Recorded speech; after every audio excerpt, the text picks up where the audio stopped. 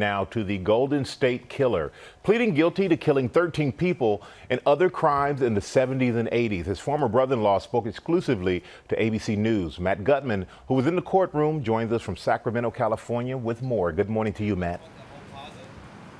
Hey, good morning, Michael. This is one of the last days that arguably one of the most sadistic serial killers in American history will wake up in this jail. Now, he pleaded guilty to that cascade of cruelty, 63 murders and rapes.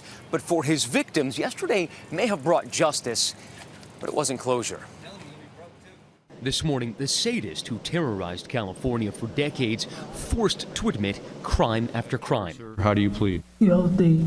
I admit. James Joseph DeAngelo, a.k.a. the Golden State Killer, wheeled up to the podium at this ballroom turned into a courthouse, pleading guilty to dozens of charges. The scope of Joseph DeAngelo's crime spree is simply staggering, encompassing 13 known murders and almost 50 rapes between 1975 and 1986. It took hours for the parade of prosecutors from 11 counties to read the counts against him. You attacked her, you beat her, and you raped her.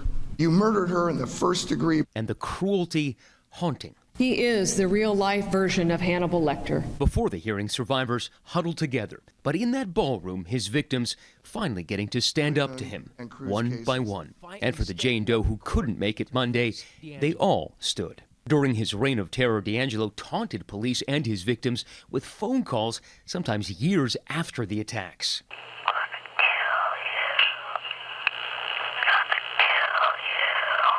His M.O. was to ask for money, but that's not what he was after.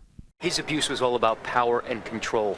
Does it seem to you that he's still trying to exert those things? I absolutely believe he's still trying to exert power and control. It's evident in there. In 2018, he was finally captured. James Huddle was DeAngelo's brother-in-law. I never had a brother until Rope kind of came along and became that brother. Huddle's book, Killers Keep Secrets, chronicles the longtime cop's double life as a killer.